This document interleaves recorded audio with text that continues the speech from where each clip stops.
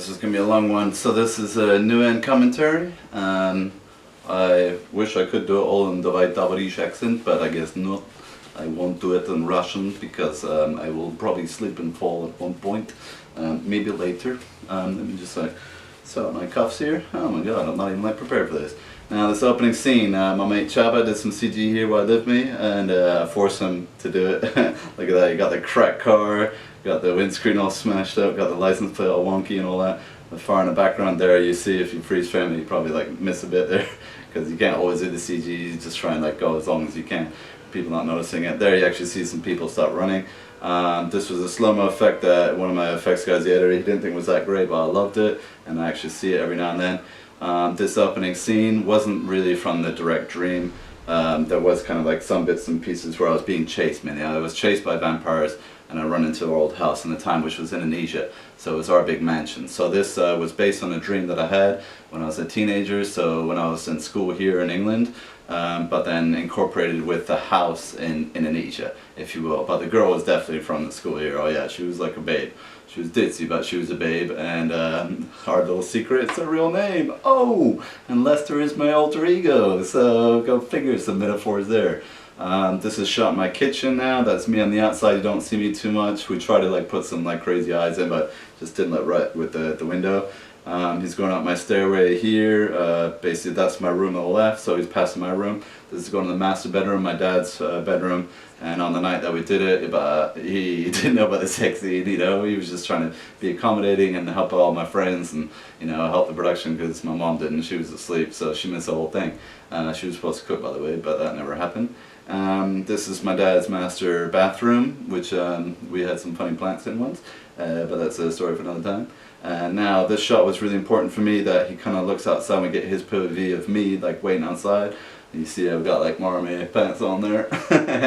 Now the CG here is a bit sketchy and all that stuff. Yeah, like I had to do like a freeze frame just because like it didn't really work in the end with the fangs. It was just, oh, it was rough. And that whole bit, I don't even know what that means, man. We're just doing some trippy CG and hopefully it panned out. People like my my throat acting here. I did some exercises with that, working on my double chin, because I had to be clean shaven. I was a bit stubbly, and then I realized like, oh shit, vampires gonna be clean shaven, of course. This is the arrival of Chelsea now. Now this actress Nicole, she was amazing, best actress I've ever worked with, that I've ever had on one of my shorts. She's English, but her American accent was flawless, and I can't believe we all did it for such little money. I'm sorry guys, but you know, we all got paid the same. Everybody got 50 quid, which is shocking, but that was put everyone on the same level. The extras didn't get paid, sadly. But you know, the actors and the crew, we all got the same. Now, when I sent this out at the film festivals, I don't even know if they had a little look-see or if they just kind of like bypassed it automatically, maybe because of the sex scene, I have no idea. Now I know this dialogue drags on a little bit, and I know that some bits are a little bit weird and pervy and all that shit, but the whole point was that it's like weird and pervy and shit, because it's like a vampire we're dealing with. It's not a human relationship anymore, and this is supposed to be like true love in a way, you know. That's what the dream was, is that it was scared as shit like before, and then once we had it, it was like the best sensation ever. It was like proper orgasm. Maybe what dream, I can't remember, it was a long time ago, you know, it was a bit personal. But then afterwards I remember the feeling of like, oh, just being like high and awake and alive and everything, but I was still dreaming, so I was a vampire at that point, and I really felt the sensation of becoming a vampire, and that's why it's still one of my top 3 dreams of all time. Now the reason why I did it based on a dream, you wonder, is because Jim Cameron did it, and look at the success that he had with Terminator, right? Now I was just trying to like live in his footsteps, because I worked on Avatar, so I got to see how it worked personally. And then I figured like, man, this is going to be a breakthrough movie, alright? It's not going to be that my features are going to break me. It's going to be this one, okay? Because it's like, oh, I put so much money in it. It's like 500 quid for like, you know, the equipment basically. Like, because I told you people didn't get paid very much, but I had to rent a van, I had to get everybody there, we had to get food, we got transport, extras would come on the train, so I had to pay for them and all this stuff. Oh, it's just like dragged on and on and on. Either way, she was super hot. I fell in love with her, like you should, because like she's smoking, like, you know, banging like vampire, right? The whole blonde thing, the real girl, she wasn't really blonde. I can't remember, she was more like dark hair, she had like a little bob. But you know, I'm not gonna ever like dye her hair and cut it just for this role. I mean, it's like piddly money. And she's a real actress, you know. I've seen her on like TV and stuff. I've seen her in ads. Really amazing, and like these promos that she did. Give her kudos for that. We had a bit of beef afterwards, you know, with like IMDb and stuff like that. But maybe I'll work with her one day again, just because I think she was amazing, you know. Whether she'd right for a smile with my mouth to the ocean, I kind of doubt it. But you never know, right? Yeah, she does do the American pretty good. This is a whole bit her trying to convince him, so it's a bit of cat and mouse, back and forth, back and forth. And Mike, he was an extra buddy of mine for years, and then he like one day said, dude, I'm getting an acting game. It's like, oh, it's every extra's wish, you know, every like dream that we have is to get picked up or get an agent and then like stop being treated like dirt and get paid like shit and like ripped off, all this stuff. But he really pulled some stops out here, you know. He was one of my favourite actors I worked with at the time. We actually did a few films together, a few shorts where I was lighting. Sometimes we'd act together, so we did like, you know, some big productions and, you know, as extras, but we bonded.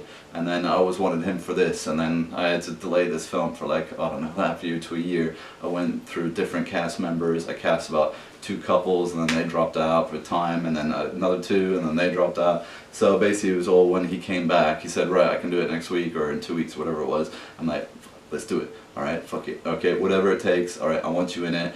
Can you get an actress? That was the next hurdle because I lost the actress as well. I lost both the couples prior, so we had to get the actress again. He recommended a few girls. I went a few casting calls with them.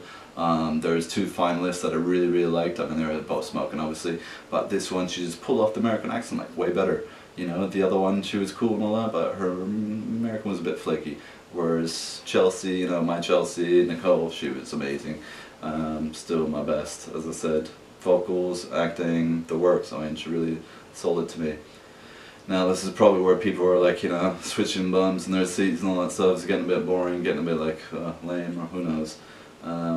Either way, it's all part of the story, and I had to build this whole bit up, because like the dream, you never really know how long it is. It's like, was that a minute, was that an hour? Again, went super fast in the dream. I mean, not just that bit, you perverts. I mean, like, you know, the dream, the total thing. But yeah, so with the script, I really had to kind of like work on some of the dialogue, and then in the end they kind of rewrote out a lot. They actually did Skype calls, alright? They did Skype calls for me. No actors have ever done that for me. You know, we had like one rehearsal beforehand, and then they did Skype calls, so I had to let them kind of wing it and like do the thing. But yeah, I mean, they both look fantastic. I mean, he's like not bad looking himself, you know, but obviously she's like big.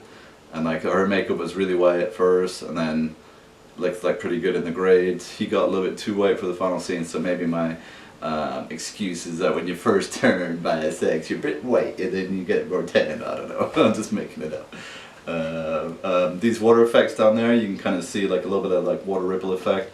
That was always crucial that I do that. I was there doing that, making the noise out like wooden spoon and like a plastic tub, and I'm banging against the edges. You might like pick it up on the sound every now and then. I couldn't help it though, because obviously the waves wouldn't be as much. Now this is where they nearly like hook up, but then they don't hook up, because like, you know, she shuts the door, he shuts the door on her. And again, it's just like a further play, like isn't he or isn't he, what's going to happen? Because there's this whole glamour thing with vampires, if you know vampire lore. They glamour each other, you know, or they glamour humans, and then the humans will sleep with them because they're like totally pussy whipped or whatever it is. Now this is like the whole pussy whipping moment. This is the glamour moment right here. So it opens up, boom, look at those eyes. I got like a little bit of waft going on there. That was me with my reflector. I did a little bit of waft. That shot, I love, man, all that back. You see, that's probably me back there, kind of like rotating my spoon around that plastic tub. So that's supposed to reflect like the water coming in from the swimming pool. I don't know if people got that, but that was the whole concept, that the swimming pool at night kind of lights up a little bit, and then it was supposed to carry through here, which didn't really make sense like once you kind of finally see it, but it did for me in my head. And that was the whole play with color, was that he's kind of on the cold side and she's on the warm side, and usually be opposite with vampires, right? They'd be cold and then the humans be warm, but this is where I flipped like the colors, so it's like he's going to the warmth now, so he's come away from the cold. So that was his old life, now he's going to the new. They really went for it. I think we did 3 takes, always on the gimbal for this one, these shots. So it was tough like doing the gimbal for the first time. I think it was all on auto, and I tried to do a bit of manual, and then it was fighting me, so some bits went in, some bits out. There's that slow-mo effect again that my grader didn't like, but I think it's awesome.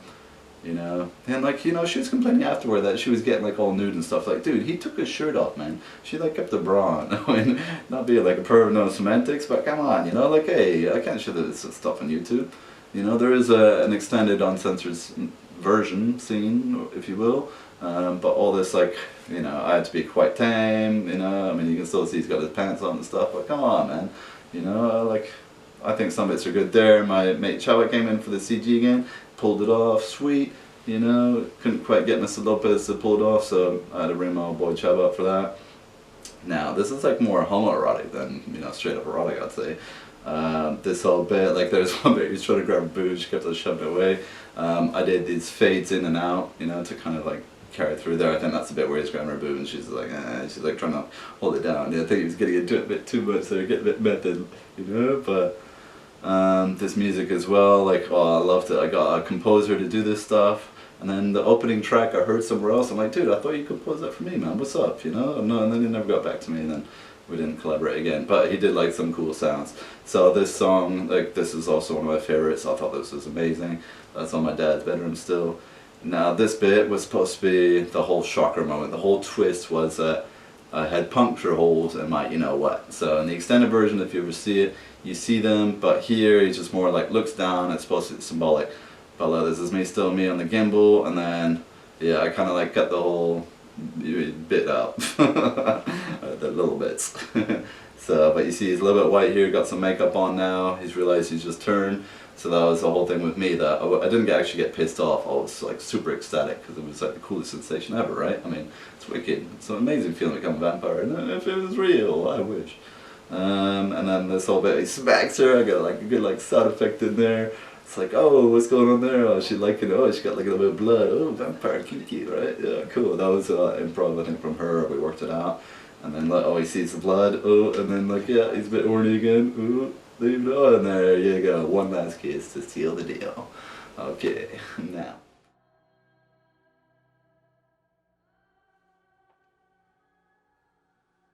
So I was saying, so he just smacked her, she bleeds, bit of kinky stuff, like nice little kinky kiss there. And this is where he's converted, right? Because with me it was pretty much instant in the dream.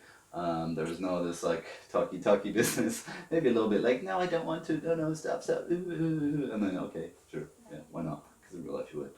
Now, this is the outside night shoot. We had like 10 minutes to do this whole bit because they all had to go back to London and the trains were like finished at 11 because it was a night shoot. We shot all the dialogue and sex stuff during the day, and then into the evening we did all this stuff because obviously it's a night shoot. There's some old mates of mine, some acting friends I've known for years, extra work and outside as well. And here's, hey, Tabasco, Tabasco, hey. So this is a wig that I had adjudicated too, but I let it all out, you know, because a Japanese girl wasn't around to tie it up anymore, who did my hair and that. But on this one it was all me, and then so that's me with makeup, freshly clean shaven. Got my old sort of like terrorist scarf there, which I don't know where it's going. This I got off like this weird crazy dude who were kind of like mates, Russian dude, but we kind of fell out. So now it's like, the world is yours, take it, go ahead. And this finale was supposed to be a huge crane shot in the end, maybe some CG involved. But in the end I just kept a bit handheld, and usually I don't do handheld, but I thought that was what people like at the film festival, so I went handheld, man. I did what they wanted, and we still like went me up 400 quid. These end credits I pretty much did all by myself. Got some nice, like, you know, font and all that stuff, and then some trippy background. I think Mr. Lopez helped with that sort of crazy flares there. I'm quite proud of these. Yeah, these storyboards. I actually did all the animatics and stuff with the sound effects, believe it or not. Did it for Adjudicator, Forever and a Day, and a New End. And some like porn effects for the sex scene, which is hilarious. Yeah, there's my vamps. You know, respect the vamps. Cool. And then thanks to the rest. I borrowed like a jib, and then in the end couldn't get a jib because we were like so under pressure of time. We had no money. And then here it comes back to the Adjudicator 2 trailer. Basically the CG logo at Maverick Films, which I still love to this day. That's my Maori tattoo there from Tanifa. But that's it. Alright, enjoy, my man. Bye.